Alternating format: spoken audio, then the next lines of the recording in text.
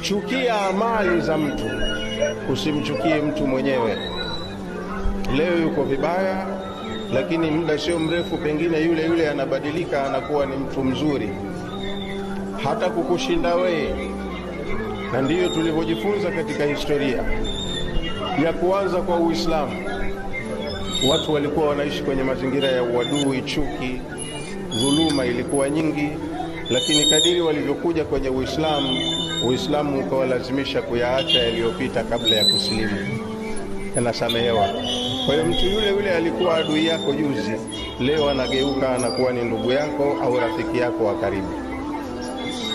Kwa hiyo tumehimizwa katika dini masala ya itisam, wa'tasimu bihablillahi jami'an wala tafarraqu. Swala hili kama utaendekeza mahusiano, mafungamano baina yako na watu wengine, utahisi halitekelezeki. Utasema mimi siwezi kukaa na fulani pamoja. Lazima uweze.